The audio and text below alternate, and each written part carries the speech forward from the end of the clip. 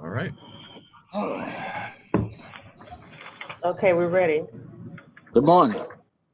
Good morning. Morning. Good to see each and every one of you. And as usual, we will turn it over now to our city clerk. Good morning. This is the pre-meeting of the Mobile City Council Tuesday, September 29th. We have approval of minutes from September the 22nd. Great job as always. We have request for appeals. We have request for a waiver of the noise ordinance on October 24th on Wellington Street from 11 a.m. until 6 p.m. All right, by me. October the 3rd on Momot Drive West. Is that correct? I have no idea. I couldn't do it either. Momot Drive West from 5 p.m. until 10 p.m. Okay. Public hearing today is a public hearing to declare the structures at 2451 MacArthur Street, 75 North Sage Avenue, 2061 Tucker Street, 1506 Diamond Drive, 2734 Josephine Street, 2306 Dog River Drive North, 5620 Perry Road, 4241 Furman Drive, and 5630 Hunter Street, public nuisances, and ordering them demolished. I have 175 North Sage Avenue that I want to hold over.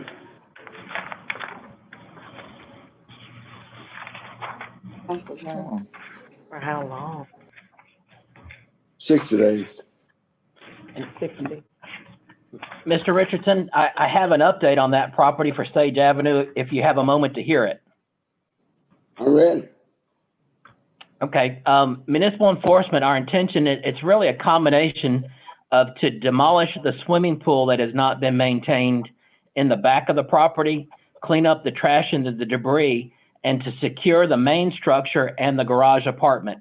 So it's going to be a combination on this one for Sage Avenue of a demolition of the swimming pool, secure the main structures. I don't have nothing against that.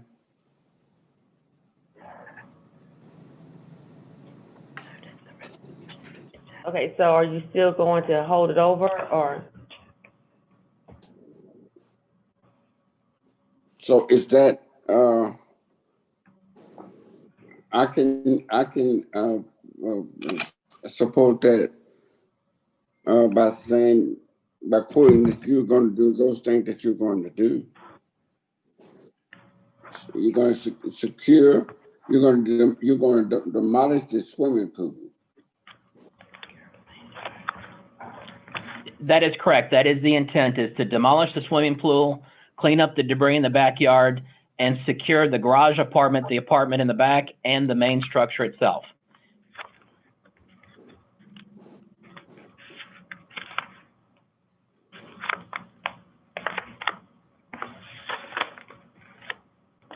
That's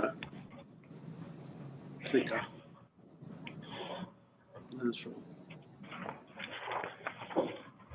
So you're not gonna hold that one over, Mr. Richardson? No, but I want it in the record. I want it in the record that that's what they're planning to do. Okay, can I, David, can I just read it as declare the structure at 75 North Sage Avenue a public nuisance and order the pool demolished and the structure secured? Or just say secured / demolished. Or secured, or just say secured / demolished? Either way will work. If you want to be more specific to list the pool as being demolished and the structure secured, I'm okay with that. However, in the past, we have done it vaguely where we would secure / demolish. Okay, so then I'll just keep in line with what we've previously done. That's fine.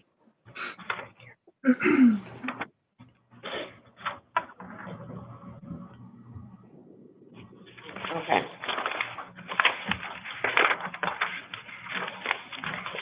presentation of petitions and other communications to the council. Reggie Hill has signed in for, agenda items.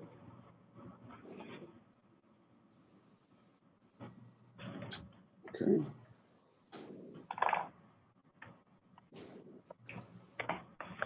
And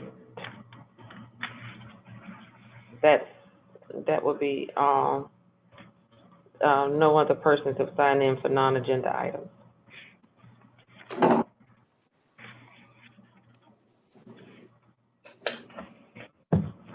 Essential COVID-19 items held over 02027, ordinance to amend the rules of communications with the council.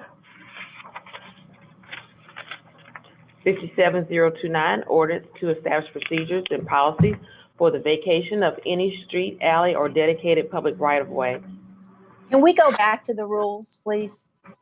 Okay. And I think the one contention was number 6 that said there was to be no discussion. So is there any idea that we could reach a consensus on number 6? Because everything else seemed to be amenable to everyone, except for that part. Or are we not going to change anything? Y'all are 6-1 on this issue. Oh, for the not talking? I think every meeting proves my point, but the fact is that it is what it is. That's the way y'all wanted, 6-1. Let it roll. Okay, I really thought we were going to have some more discussion about number 6. In other words, that a council person, unless tell me exactly how you. That was the intent, but 30 days goes by and there was no conversation. So No, we raised that issue. back 30 days ago, yes. Beth, Okay, so all right, that's fine. I mean, I've been 6-1 before. So Beth, No, What? yeah, no problem. I'm on your side on that. Mechanically, how are we going to handle that? One of y'all need to make a motion to strike that. So Oh, okay. So, okay. Then I'm misunderstanding what you're saying. Okay. So Right. you're saying Yeah. that is something that if we pull that out, we can do the other aspects of Right. like lowering the amount of time I'm just that someone against, has. I'm against limiting folks when we don't limit ourselves and in any way. So it's just a matter of, y'all make the motion, amend what's there by striking number 6, and then we'll have a vote as amended and it'll end up 6-1. That's all. You got it, Beth? Yeah. I mean, I misunderstood what he said. I thought that you had come to consensus that was okay. So, okay. No, I knew no, that no, was no. the aspect that was giving some council people pause, so to speak. Beth, Okay. are you going to make the motion? I can make the motion to strike number 6. All right, Okay. let's- Thank you. Okay, so on the one dealing with the right away, I would like to hold that meeting on October 13th. This is on the closures. Yes. Wait, can I get clarification on what you say by hold over this item or? No. He's just talking, we still have, if we pass this today, we still have the ordinance on the closures.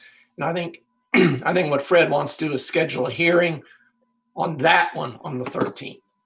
Right. Oh, so we're voting on vacations Yes.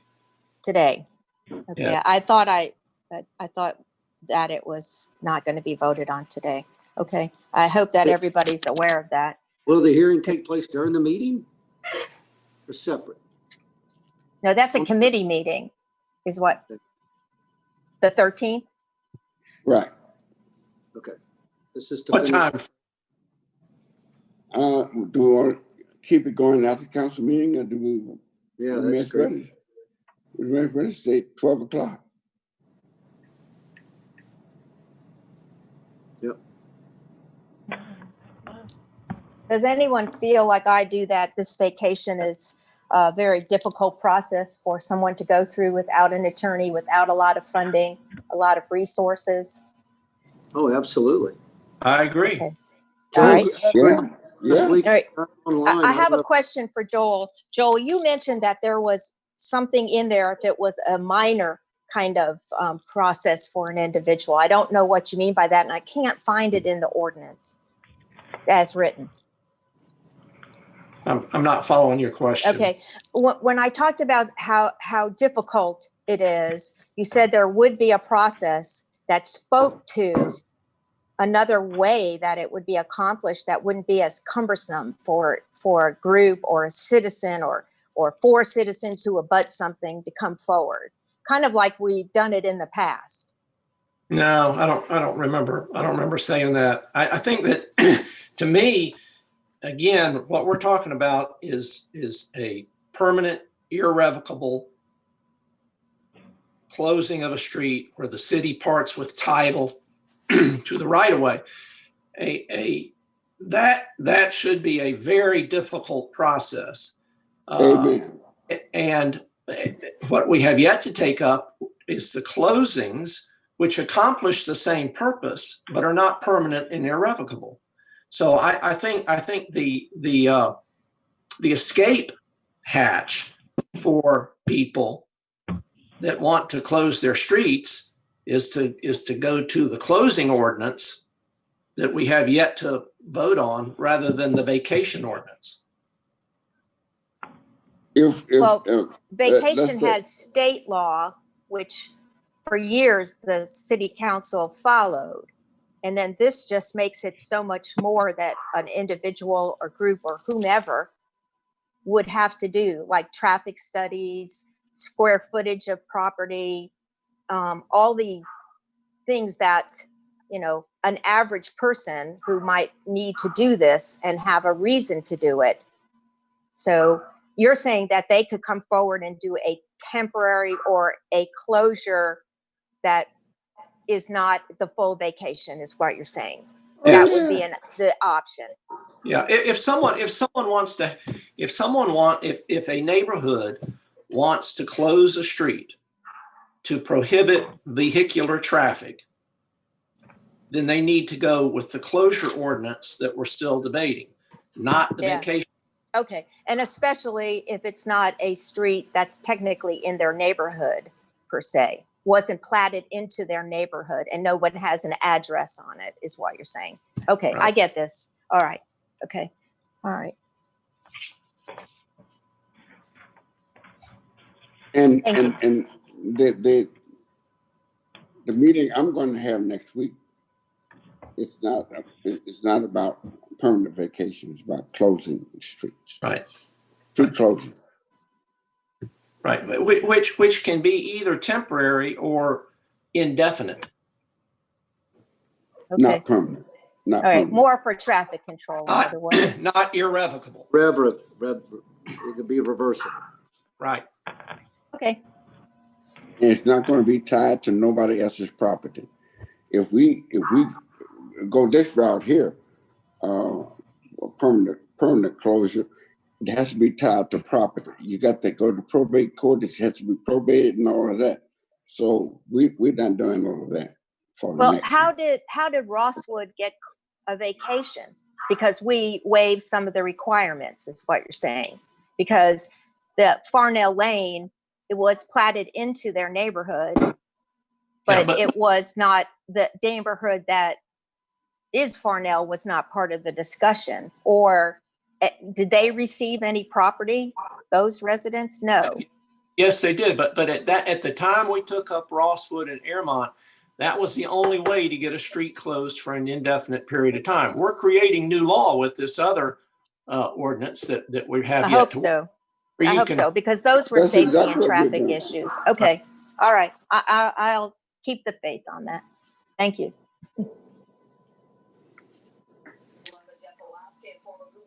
I think we're ready, Madam City Clerk. Okay, 64030, ordinance to rezone property located on the south side of Tennessee Street from R2 to B2. 64031, rezone property located at 5535 Linwood Steiner Road and 5575 US Highway 90 West from B3 and B5 to B3. Madam Clerk, I'm still hearing someone's radio or TV in the background, and I would appreciate, and I'd appreciate that being resolved. The second thing is, maybe I missed it and my eyes are going bad, but I don't see approval of the agenda on the agenda. We'll fix it. Yeah, that was left off inadvertently. We'll fix it. Okay, thanks. Where does it go? After statement of rules? Where does it go? Yeah. After statement of rules. Okay, thank you. Well, yeah. Is it after that or after the After the mayor. After the mayor. After the mayor? Yes. After communications. Okay.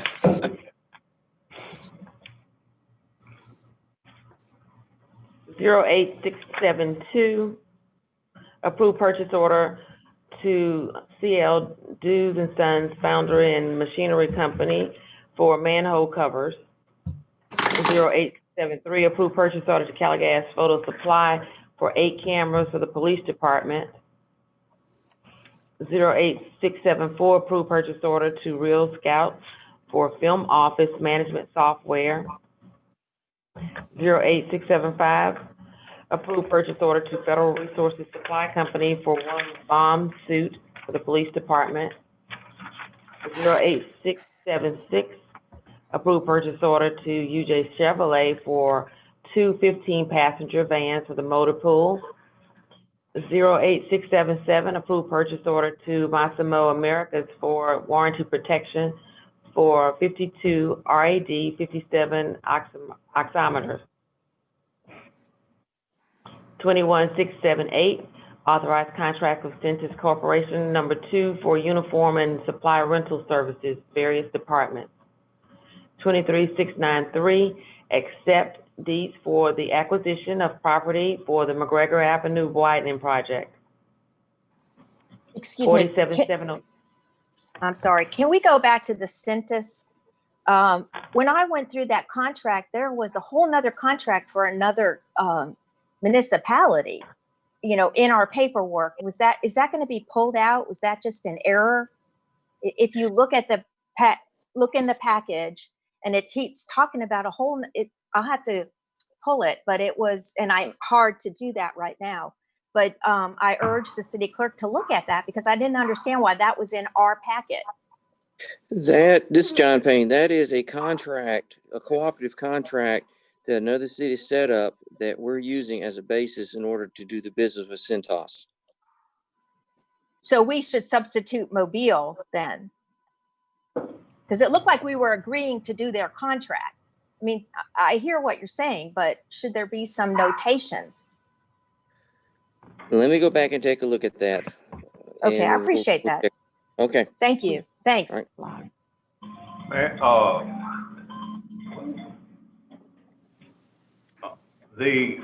There is the main city contract with the city of Mobile at the front. Exhibit A is the co-op purchase contract from Virginia or wherever they started it out. That is just what we're going under. So that's just the Exhibit A.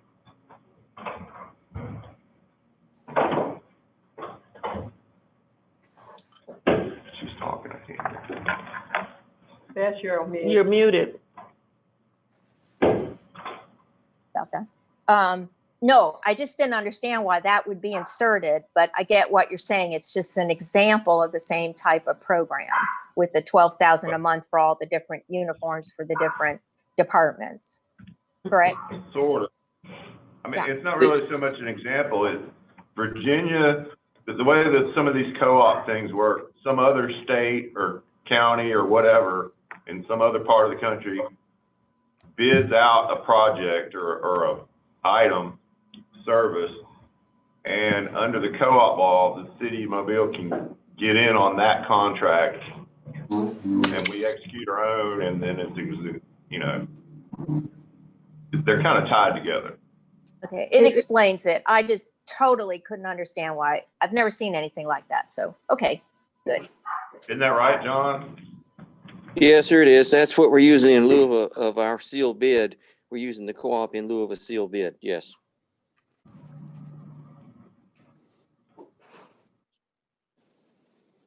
Thank you. 47702, assent to the vacation of a 5-foot strip of land adjacent to Lot 4B Walker's Addition in Braywood. 2170. Wait, hang on. Chris, do you know if we got that contract tweaked to your No, ma'am. I would say hold it over 3 weeks. 3 weeks? Okay, Yes, ma'am. They told me 2, but just to be safe. okay. All right, Lisa, if you'll make note of that, 3 weeks. Do you have that date? Or can you help me with that date? What 3 weeks will be? October 20th. October 20th. Thank you.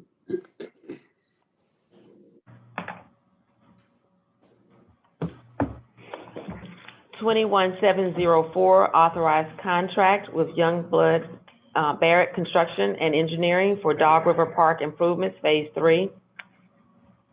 21,705, authorized contract with Harris Contracting Services for Joe Bailey Park, walking trail lighting and site improvements. 21,706, authorized contract with Ica Construction Corporation for Langham Park drainage improvements playground area.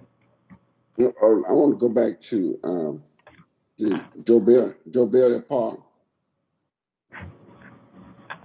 And do we have anyone out there to speak to this? It's a CIP project, Fred. I understand. What's your question? I want to, is Kim out there? I'm here, yes, sir. Kim, I see this is a 2020 project. Are you listening to me? Yes, sir. Okay, this is a 2020 project, and I say support moving forward with that. I want to know how long has it been that we've been trying to get our Figures Park project off the ground of that dealing with Florida Fortune, and where are we with that? There's actually a meeting going on right now with the consultant to finalize exactly what all we're including in the bid package that they're providing us. And so I should have a schedule for bidding after that meeting today. Okay. All right. I'm through with that. Hey, Fred, we've been working on the master plan for Joe Bailey Park for Kim 3 years. And we had charrettes 3 years or so ago and met with the neighborhoods and developed a master plan. We've already implemented phase 1, and this is phase 2 of the master plan. I have been meeting for years on this project at Figures Park. We have the money. We just got to get the park. We just got to get it going. So that is good news here coming from Kim. That's good news. It's gonna be good news for the family of misfortune also.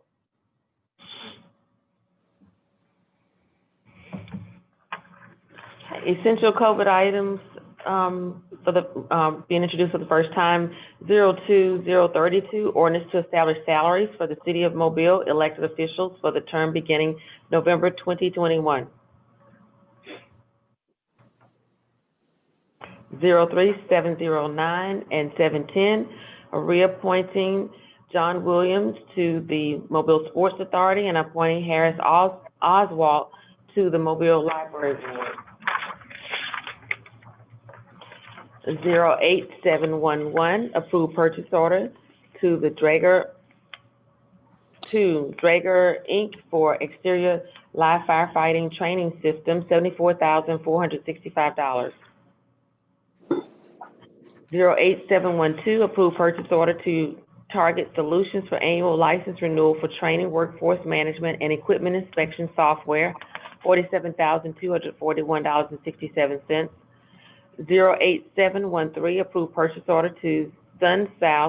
for 2 John Deere tractors, parks maintenance, $95,800.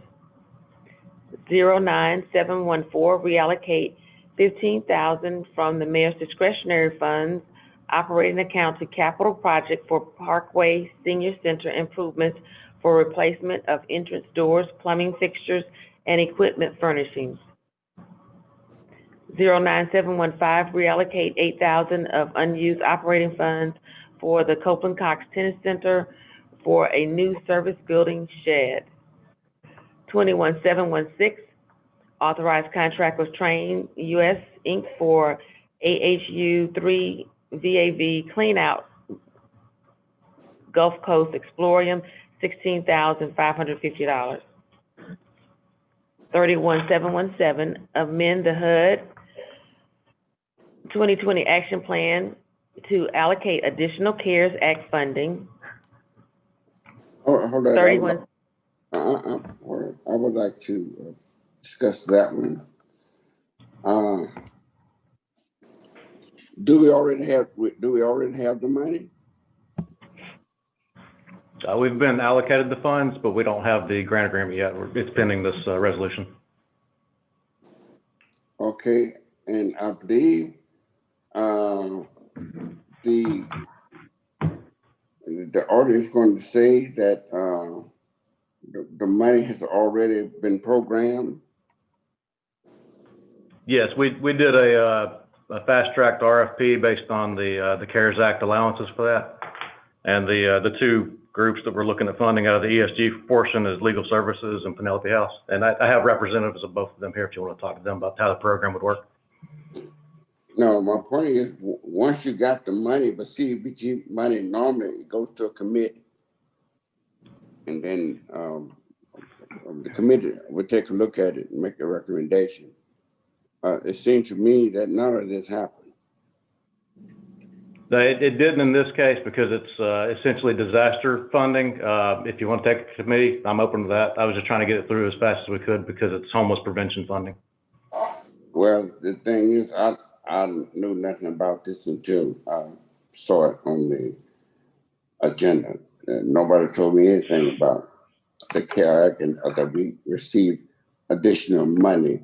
The resolution said the plan is amended. That you've already amended it. No, this without the council having a This voice is in it. money. the resolution would amend the plan. This would be you guys deciding to amend the plan. Jamie, this is additional money coming in though, correct?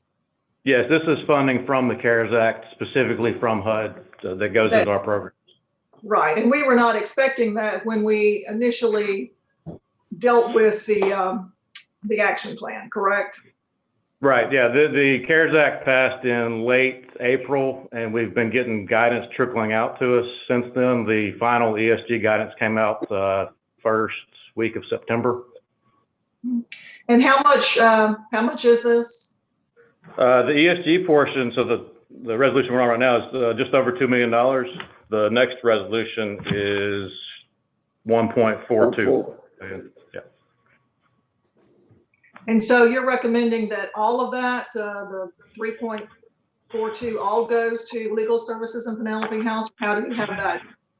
No, so that's what I separated out. So the ESG portion basically split between Legal Services and Penelope House based on their existing capacity. Legal Services is already in the middle of the court system and helping people stay out of illegal evictions, that kind of stuff. So it fits where they're at. And then Penelope House has a very specific need they serve. So that's what we're looking at there. On the CDBG portion, we've been talking to a couple different developers about trying to pick up existing tax delinquent parcels, existing housing to rehab and make it ready for people that are getting evicted. So that's what the CDBG portion would be actually acquiring property and rehabbing it. I think it will probably be wise for, are there any time constraints on either one of these items, Mr. Roberts? Yes, people are getting evicted right now. So as fast as we can go. I mean, I understand that. my question is from a federal government perspective, is there a time, because I really would like to get a deep understanding, particularly on the one dealing with the one coming next, Right. a better understanding as to who will be programming the money and how they'll be doing it. So I guess my question is,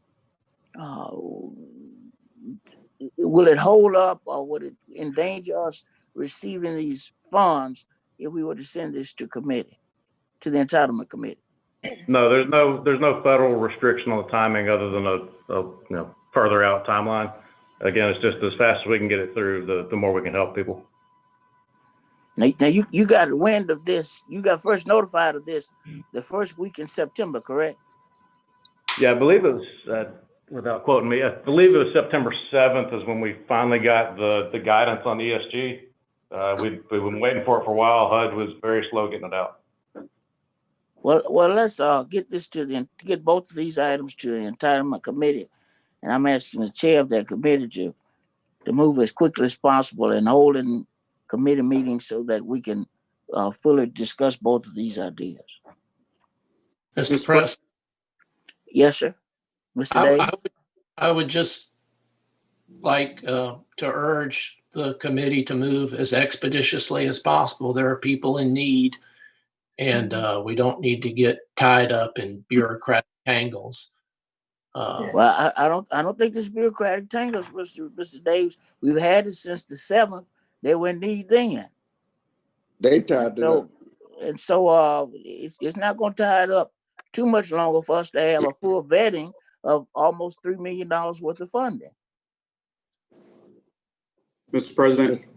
Mr. Vice President. Yeah, I believe that Mr. Roberts said that he has some representatives on the line, trying to see would they like to speak or bring anything, to us this morning before the committee meeting. Would either one of your representatives like to speak? They're certainly welcome to speak at the committee meeting when we'll have more time. But if they wanted to have some foundational remarks, I don't think anybody would be opposed to that.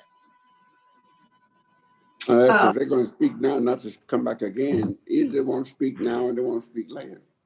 If they want to wait until the council meeting, that's fine. Mr. Roberts? I think they're ready to speak now. Okay. That's fine. I can speak briefly. This is Tony Ann Torrance, the Executive Director of Penelope House. There have been several opportunities from the federal government of possible funding that can help.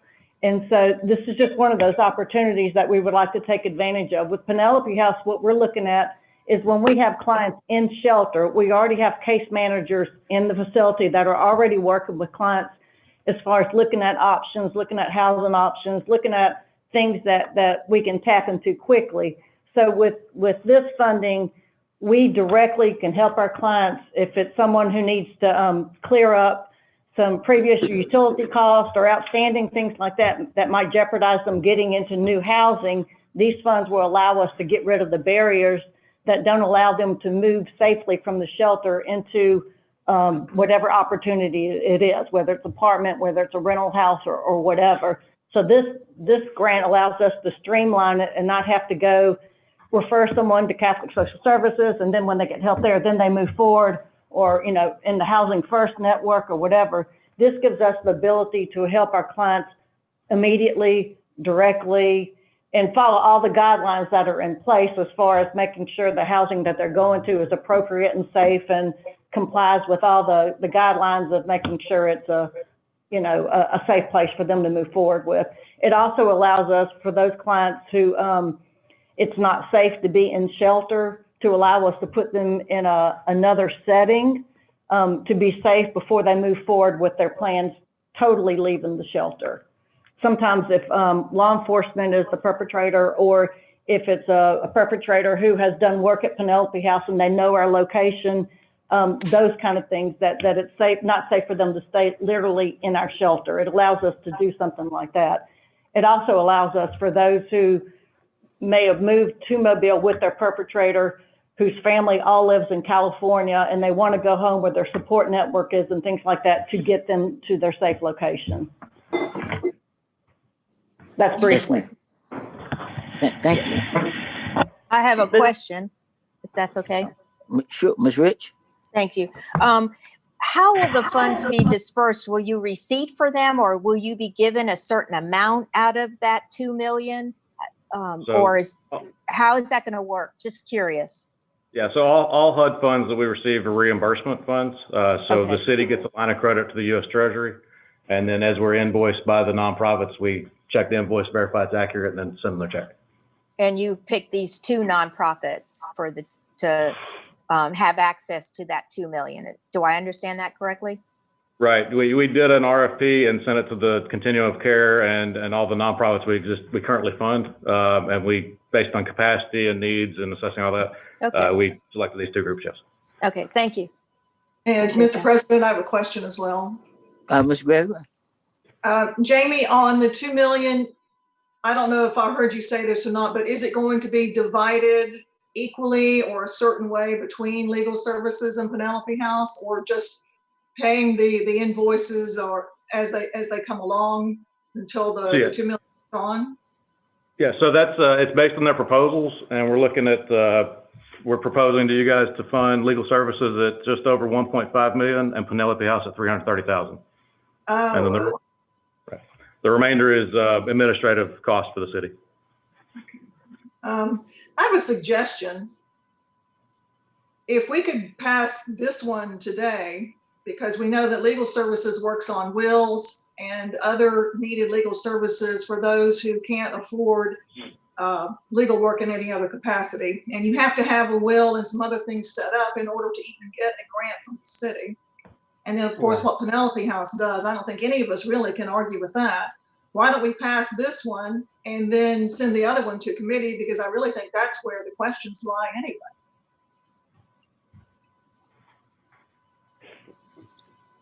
I certainly support that. I'm good with that. Me too. Okay, what one we're not going to send to the committee? The one with ESG, I would imagine. Yeah, but the ESG, I think we should just go ahead and pass. The other one, the CDBG, that talks about developers coming in and tax delinquent properties and trying to keep people from being evicted. I think that's the one where there are some questions about programming. So that's the one you could take to committee. So we take up and pass 717 and carry over 718. Yeah, I mean, if y'all Committee. are ready to vote on the, I'm agreeable to that. yeah, I mean, I think so. I think that sooner we get working on that, the better. There's so much need in the area. There's no reason to, wait on that one. I can live with that. All right. I don't have a problem with that. I hope we're working on more prevention rather, Jamie mentioned something about buying a house, fixing it up, giving it to people who've been, ousted. It'd be really nice to be able to keep them from getting ousted to start with, and let them live in their own home.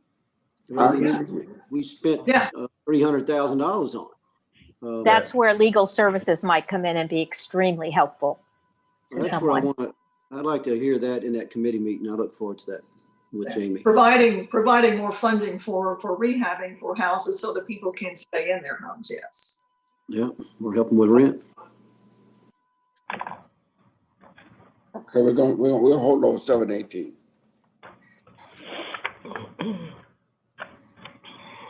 Okay.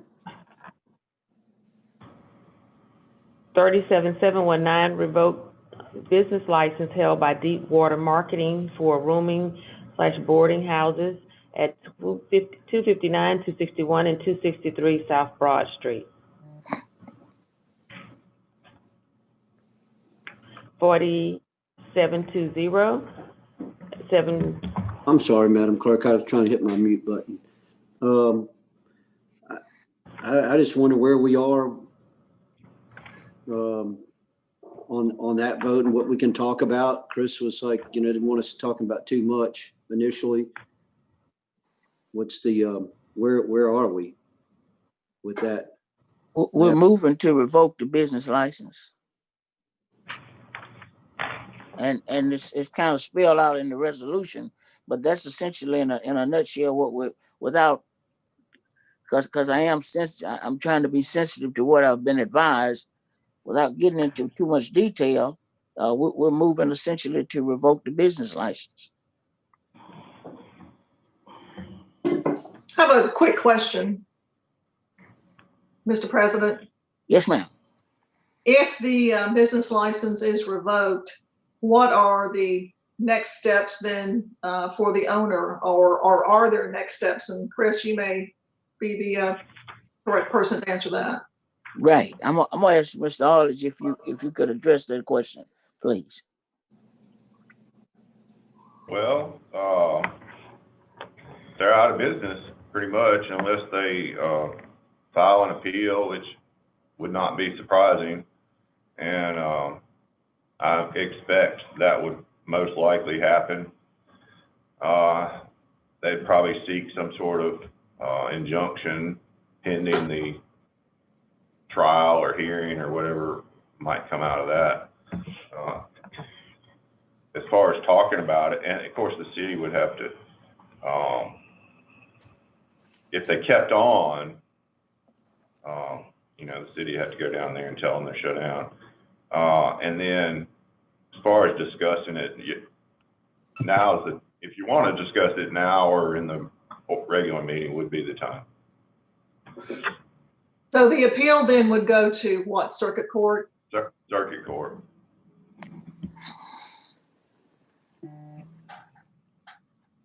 I just wonder what's going to be of that properties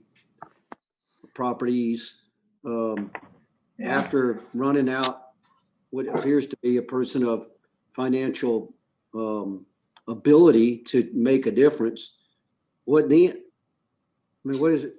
What is our goal? What are we accomplishing? Sometimes it's real clear that, like if it had been the old owner, we could have really been on that dude, no problem. This one, I struggle a little bit because it really sets a precedence for the entire city, in my opinion. Do you disagree, Chris? Setting a precedent for the entire city. In other words, if there was a murder in another apartment complex, we could just shut it down. We kind of have to because we've treated this guy in one way. Would there be something that we could point to that would make this different? I think we have some. Everybody has their spots, their apartment complexes where there's hundreds of calls for service. I know Joel's been through a major one on Azalea Road. And at what point? I mean, I think that somebody's going to look at us and say, you're not being consistent, or we just need to know what our purpose is, the goal, and on what we're basing that. John, I think every situation is different. And I totally agree. I think if we were to have in our individual places where we live, the number of calls of service, and I'm not singling one call of service over another. I'm not singling out a robbery or a murder.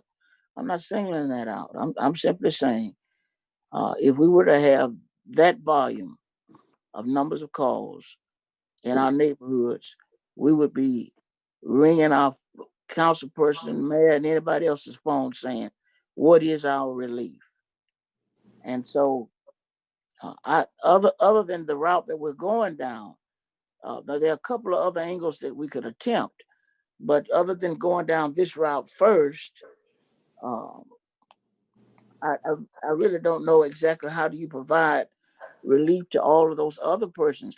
I want to be sensitive to Mr. Petry's condition, but Mr. Petry lives in Spanish Fort.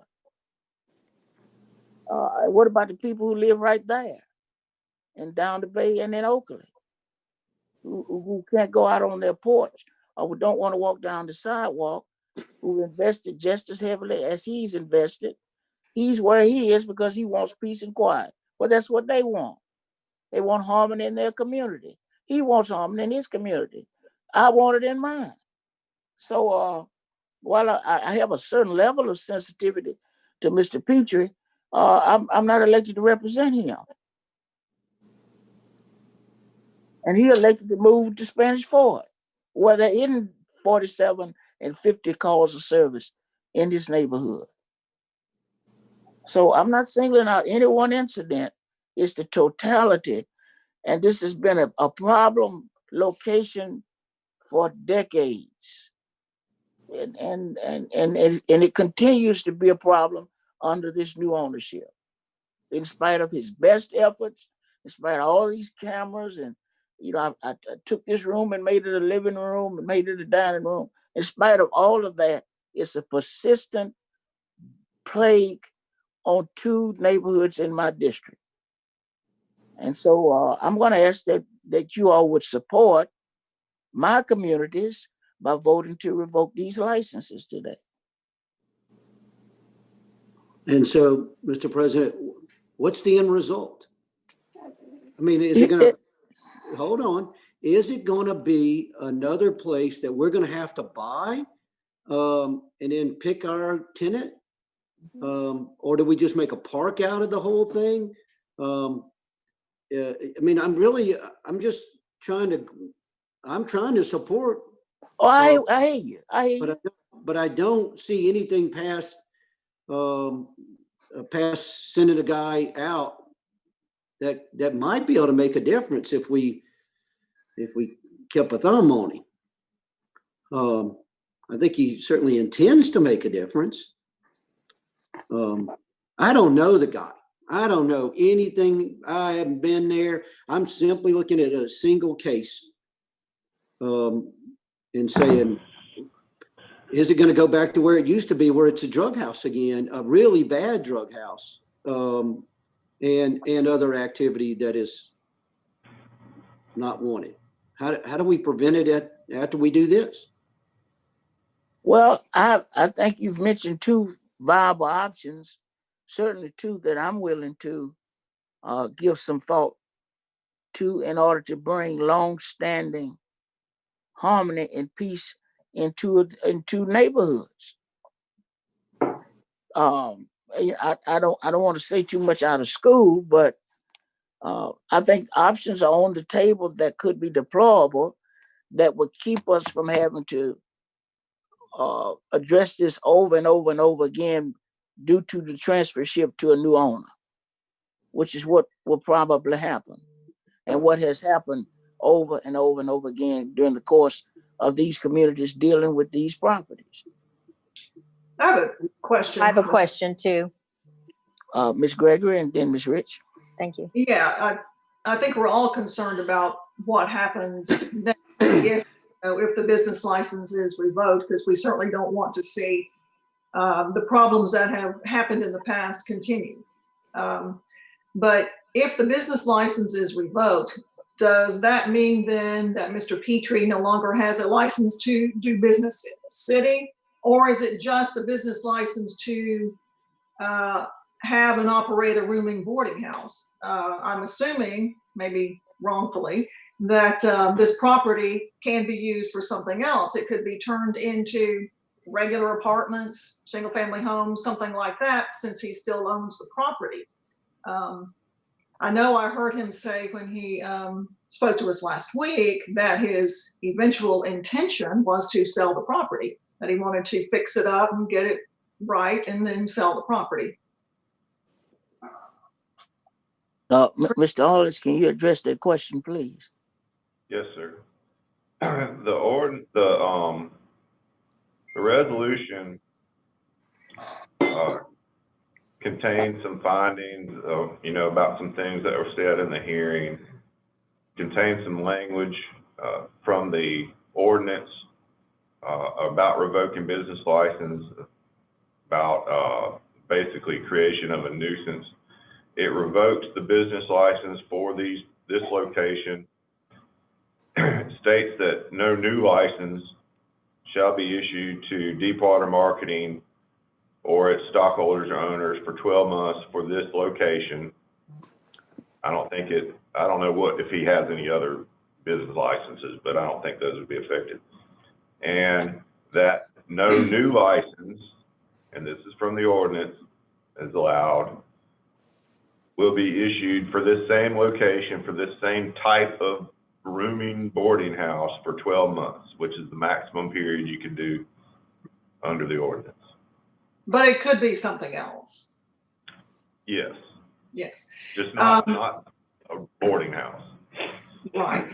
And while I've got the floor, I just want to make clear to everyone who's listening that just because you live in a different city doesn't mean that we don't appreciate you doing business in the city of Mobile. A lot of people who live outside the city of Mobile own property and businesses inside the city of Mobile. And we just want to be very careful about making sure they understand we appreciate them being here and doing business, creating tax revenues in our city. Just don't think that we don't. Well, and I want to make it, while I have the floor, I want to make certain it's crystal clear that's not what I was inferring.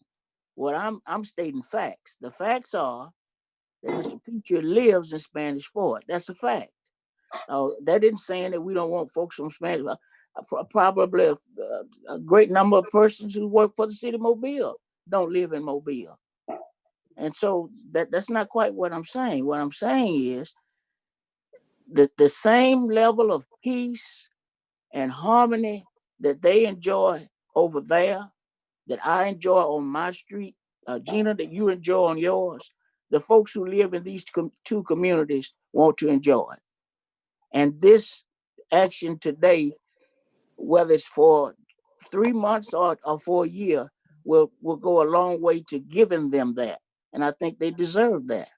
And there's a lot of reasons why persons move to other communities because of properties and nuisances of this degree.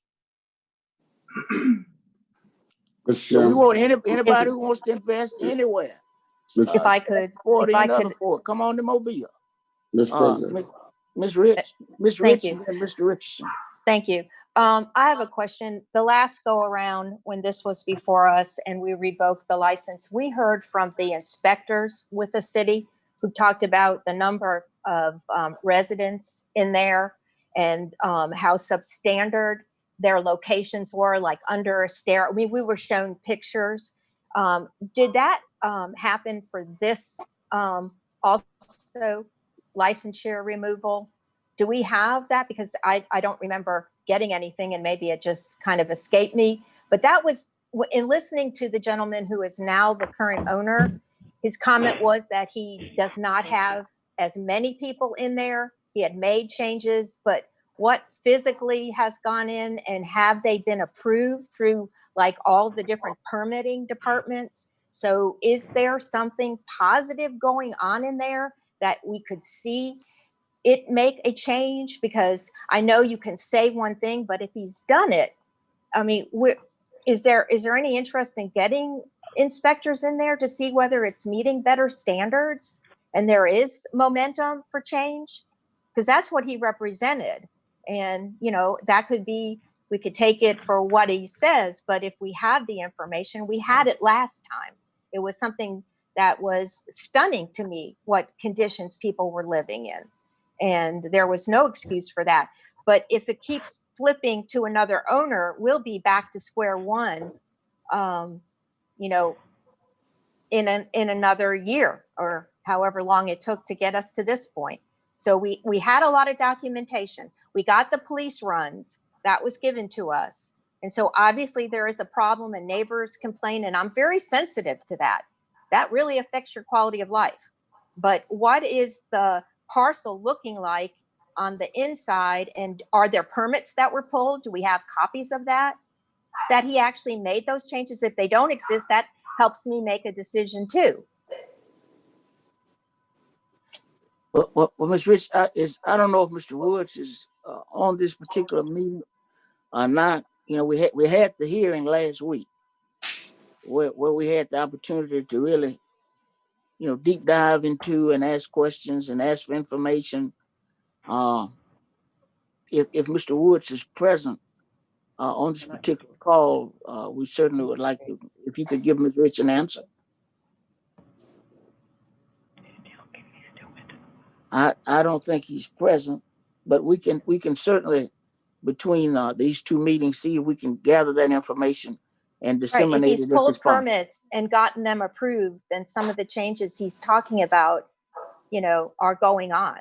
But if he just said it, then that helps me, resolve what I think is a conflict, in that he has not done this, if indeed there are no permits that he's pulled to make those changes and to get the building in the better conditions. Mr. Richardson? Thank you, Mr. President. It seems to me that there's no doubt that the rooming house on Broad Street is a problem. Now, I think seems to me the issue before us is, did the owner do anything to exacerbate the problem? Or was there something that he failed to do? Can we identify what he failed to do to correct the problem? Or lastly, can anything be done by the owner? Can we identify anything that the owner can actually do to correct the problem? So either he made the problem worse, or he failed to do something, or there's something that he actually can do is not done, and because he didn't do it, we're gonna close him down. Is it something that the owner failed to do that we can identify? Because we're getting ready to close him down now. So we got to identify, so we close him down because he didn't do, what did he not do? Okay, he's making the claim that he did everything he could do. He claimed that the crime been reduced by 90%. He went on and named a whole bunch of things. But it seemed that whatever he did is not enough. He didn't do enough.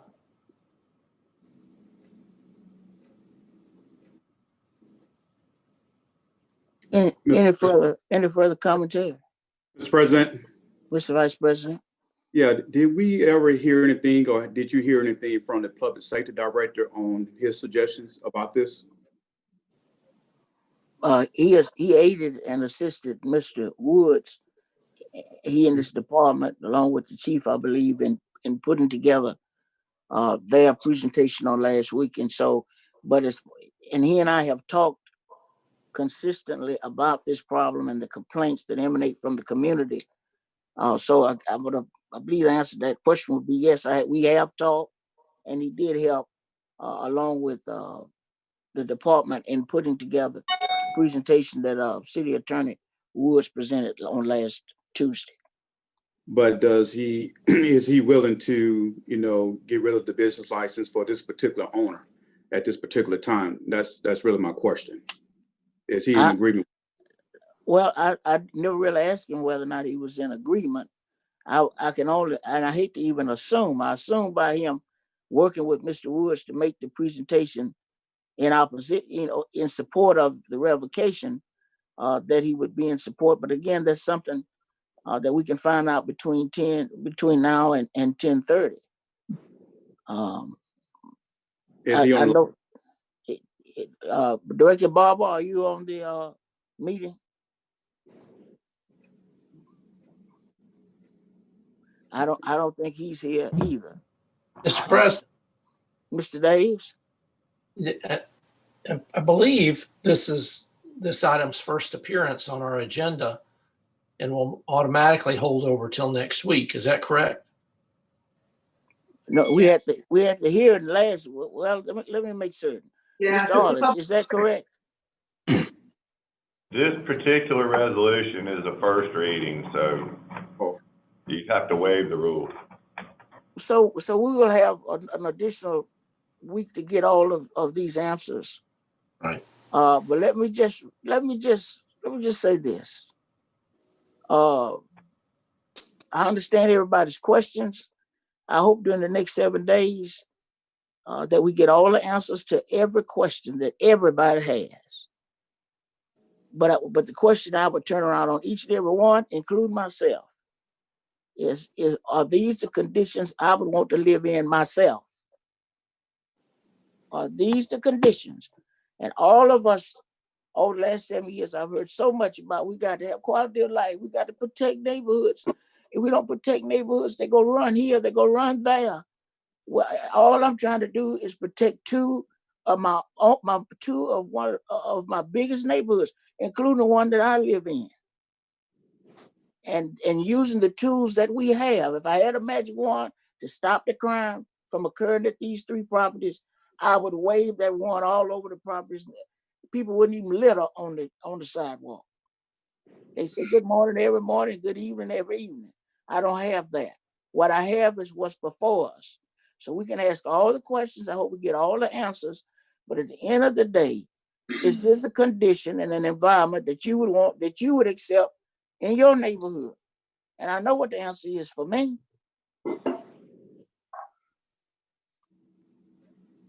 Any further commentary? Let's move to the next item, Madam City Clerk. The next items, 4720 through 4728 are declaring the structures public nuisances and ordering them secured and demolished. 58729, assessed cost for removal of weeds, Weed Lean Group 1605. 6730, approve award of special bonus to the firefighter of the month. 6731, approve recommendation to sell 2433 Ridge Road North.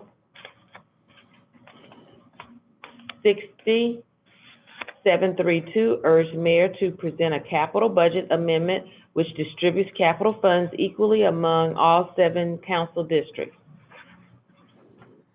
6730. Hold up. You want to go, Bess? You can go first.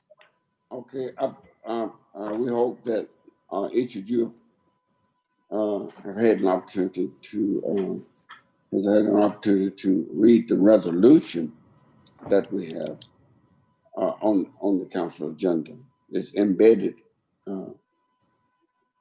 in the paperwork today.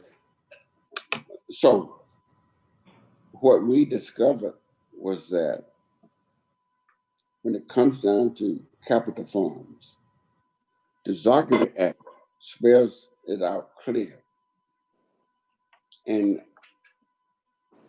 1144C-93, paragraph 3. And this is what it says. Within 30 days of taking office, the officials of the form of government chosen shall adopt an ordinance to require that all capital improvement and repairs made in the city shall be made on the basis of need and shall as nearly as practicably be fairly and equitably made in all council districts, whether it's a city council or whether it's a commission. If they vote to keep a commission form of government, they got to do it, or they select the city council form of government, they're going to have to do it. But the council members on November 6, 1985, passed an ordinance that is now in the city code, and it says all capital improvements and repairs made in the city of Mobile shall be made on the basis of need and shall be as nearly and as practicable, be fairly and equitably made in all council districts in the city of Mobile. So not only did the Zagreb Act say what to do, but the city council made it law, and it's now part of the city code. So when I was here and I kept up with this, when Bolin and LaFleur and that group went to court to prove that the city commission form of government was unfair because there was benign neglect in some communities and was great improvements in other communities. The judge ruled that the city commission form of government is illegal, that they did not represent all of the people. That some parts of the city, no improvements been made over a great period of time, where they were spending money in other parts of the city. And we changed to a council form of government where each area of the city would have their own representative, and that the money would be distributed equitably. So they didn't take no chance with that. They put it in the Zagreb Act, and council members put it in the code. And what we saw with the capital funds, that the mayor acted just like the city commissioners in the past. He ingratiated some, and then he refused to give others any funding. And we put this resolution up here to raise the conscience of the council, so all of you would know what the law is on that. We are hoping that you would join us in sending a message to the mayor that he needs to distribute the capital funds in accordance with the law. If I could comment? Ms. Rich? Okay, thank you. And thank you, Councilman Richardson. The distinct difference is that on the surplus funding, which totaled a little over $14 million of using surplus funds on capital projects, that's the funding that is we're asking to be adjusted appropriately per district.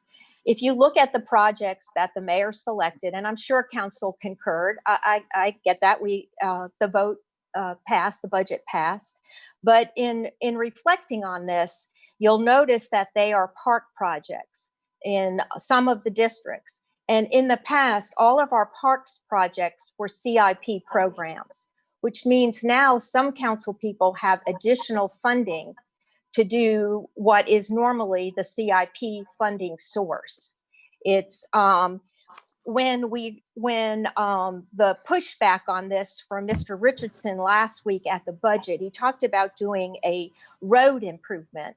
We normally do road improvements with city money, either through MPO or matching with the county, but it's not CIP project money. And there was representation that a fire station was built one year using the city's capital money, but we had come to closure about how we use capital money. And that was in the resolution that divided up that extra penny. And we talked about what things would go into what criteria. So in looking at the budget, there is inequity when you talk about that some of the council funding has been improved for what normally would be a CIP project. Other council members have to use CIP to do similar type works. I only shut down the synthetic turf, which originally had been programmed at 1.1 million in the district, because one project sat the entire year And that kind of dovetails into then doing this, the football multi-purpose synthetic turf. So there is a shovel ready in the district. I can't speak for Mr. Richardson, but perhaps he's got a similar type of event going on with his CIP. And I spoke to our president about this initiative because I wanted him to be aware of the train of thought on this. And also, his district does not necessarily have a CIP project. But he got some funding to do something also important that one day hopefully will be because of Smithsonian, perhaps a national park. So it might just fit. And again, dipping into the surplus funds, I think was a good thing. We have a lot of things that we're backlogged on. So I don't know what the calendar is for doing those projects. But to compare apples to apples to say that some districts have something and others don't is really going against the Zogby bill. And we've been really pretty good about that over the last number of years to be very sensitive to filling needs. And especially now that we have a capital budget, which I thank this administration for organizing. We never had it in the past, so it was an argument that you really couldn't make. But there are funds, and surplus funds was used, but it kind of derails the process that it's equitable. So I hope, and I know this is the first read, we could vote on this today. I would be happy to do that, but it does involve funding. So I imagine it's going to hold over, and I appreciate that. But I can't stress enough about the need to be equitable for each district and not watch one district have something that another district is not getting advantage of. And because of the programs that were picked, they truly were CIP projects, and that loosened up funds for each of the council people that were lucky enough to be put into that equation. So I would hope you would want your colleagues all to have access to that. Whether the project gets done in this calendar year, I think is questionable, but I think it should be lined and put into motion. So I thank you, and if you have any questions, would entertain them, not necessarily at the meeting, but at any point for clarification. So thanks. Let me, is Mr. West on the line? Is there a conference somewhere? Is Mr. Paul West or either Mayor Stimson on the line, on this available? No, the atom bomb is on the agenda. Okay, so I guess I'm here, Mr. President. Thank you. I have a question because Yes, I talked with Ms. Rich at length on Friday, and I've read what's being proposed. And on the capital listing, there is an item. I just want some clarity. There is an item titled Nevius Road. And I believe that the sum total of that allocation was $1.8 million. Is that $1.8 million? Is that out of that surplus money, or is that representing the money committed by the county commissioner? Mr. President, that is actually 1.5 million, and it is totally from the surplus that you've been talking about. Now, the cost of extending Nevius Road is much more than 1.5 million. The county has made two allocations to that roadway. One was, I believe, about $800,000 to do the design. That was earlier work that transpired over the last year or year and a half. The county has also committed, and this is from memory, but I believe they've committed another $1 million to the construction, and this 1.5 from the city would add to that construction. I have heard, although I have not seen the numbers myself, that the county may have to add some additional funds, that there may be an overage that has to be met. So the city's funding is capped at $1.5 million, but it will help secure roadway improvements worth a whole lot more than $1.5 million. Mr. President, Mr. Davis?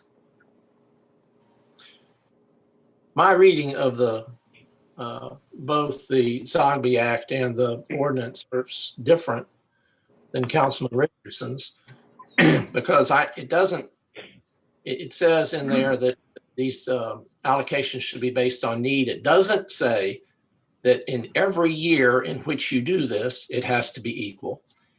And I think that so far, the only legal opinion we've received has been from Mr. Richardson.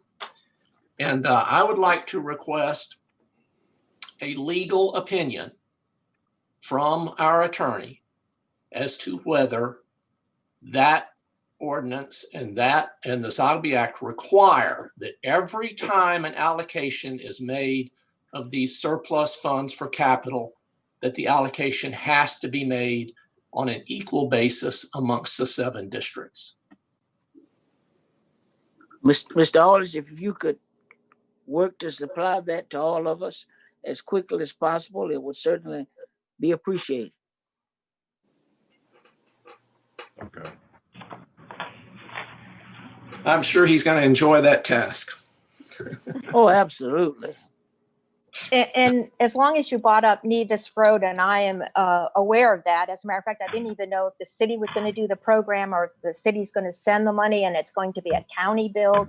I had talked to Mr. Wesh when I realized that the county had put up I think they put up 1.5 million for design. So they might have some balance there as well. But, and I'm all in favor of seeing that road develop. And I hope it's developed in a very well planned out manner. It will be an economic engine for that area of town and will also alleviate traffic. So I'm a real support of it, just like widening Ziegler or widening McGregor. But those are not CIP projects. Those are citywide projects. And I'm just under the impression that if you isolate the fact that some council people have a different set of rules for their CIP program, for this year or even for future. And we made that extremely equitable. We said 3 million, and then so surplus funding that adds to that should be equitably split. And I would hope you would all agree with me on that. So we're talking about the surplus funds and how it affected each council person's CIP, because parks projects, we're definitely done with CIP. Since we started this program. So thanks.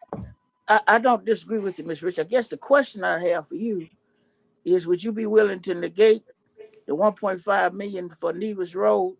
And since you've identified me and you and Councilman Richardson as the ones who didn't get any CIP park money, didn't get any park money in this surplus resources, would you be willing to divide that up 3 ways?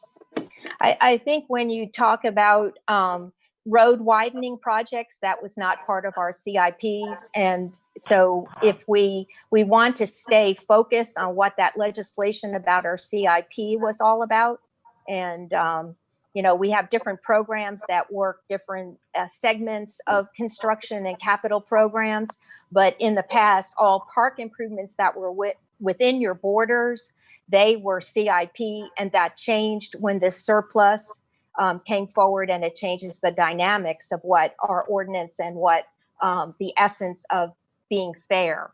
So I don't think it's apples to oranges. You really can't compare both of them. The county is moving forward, and I appreciate their efforts. It's going to be very helpful because the street is this portion of the street sits in the city limits. It's supposed to even go out even further in the future. It'll be a quite a corridor. It's a little ways down the pike, but it's certainly something that is going to be in the best interest of the city and working with the county like we do with a lot of road improvements. So I just can't compare and say one should go towards the other. They're not the same, and they're different progress.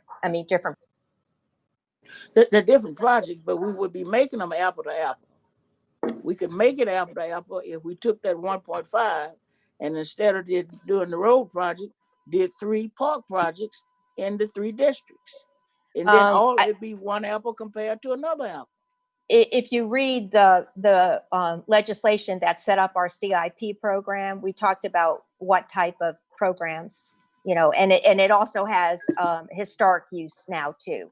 And park projects were done with CIP, not necessarily road improvements because of the dynamics. So I don't think it's one and the same. It's the same thing as saying that a fire station was built. This does not affect a CIP allocation. So I'm looking at surplus funds being spent appropriately per district and still dovetailing into what it means to have the legislation that dealt with our equal split of that extra penny. And Mr. President, One second, Mr. Richardson. I'm trying to get it. I'm really trying to get it because I really could be making the same argument. I'm not quite making the same argument, but I could. So under your logic, you would get the 1.5 million from the surplus and then an additional overlay of resources to a park, which would then be in part and parcel inequitable to No, everyone else. no, because we built fire stations in a couple of districts. We've done road improvements with city money. We fixed buildings with city money that did not involve the CIP legislative act. And it lost its momentum when that equalization based on the fact that some parks were selected and others were, that we all have parks and we all need improvements. There isn't one park in this city that can't use an improvement. And like I said, it's strictly looking at the essence of the fairness of having funding that should be equitably spent. So, and we can discuss this further. This is going to rest, I imagine, going to be called out. Do I have that Yes. correct? Okay. I would definitely assume so. Yes, ma'am. Madam City Clerk. no, Mr. President. Oh, I'm sorry, Mr. Richardson. I wasn't overlooking you. Mr. Richardson. Okay, the entire $14.1 million came from surplus and was put in capital. The entire $14.1 million. If you go down that list with the $14.1 million, I'm lost. So look at 2020. The mayor had $2,045,000 that he used for capital. This time he decided to do more. I'm going to give it a big bang, but I'm just not going to give District 1 anything. And I'm not going to give District 1 or District 6 anything for no parks. I'm saying we don't even need to start running our city like this.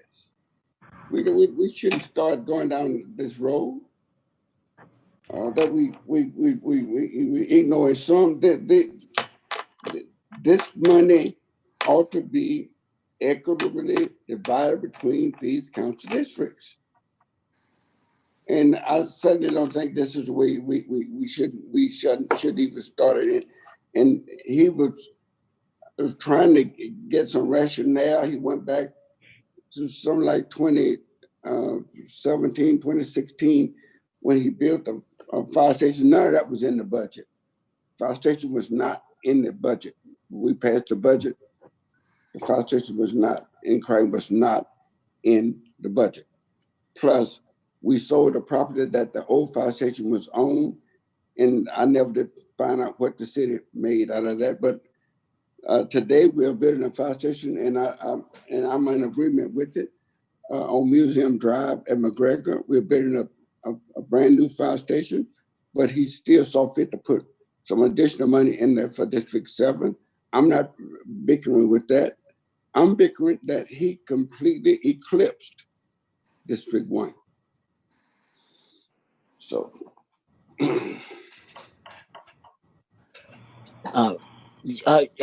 Ma'am, are you finished, Mr. Richardson? yes. Madam City Clerk?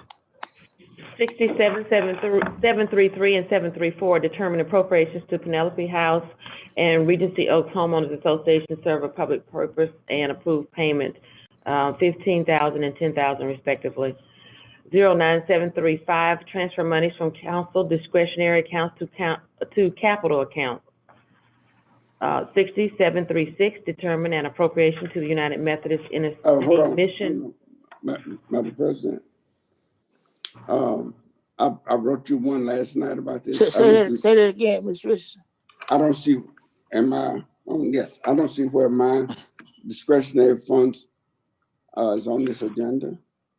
It's being added. It's been added. Okay. Yes, it's gonna be I'm through. just one, it's just this one, resolution that'll Okay. have all of them in there. All right. Thank you. We're going to take 67, that up today, correct? Because this is the deadline on the calendar to transfer. Right. Correct. Oh, yes, we need to take that up today. Thank you. Yes.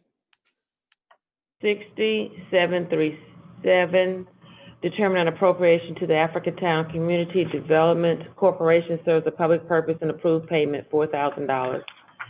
Announcement. Let's go back over the ones that we're going to take up today. Which would be the appointments of John and Harris Oswalt.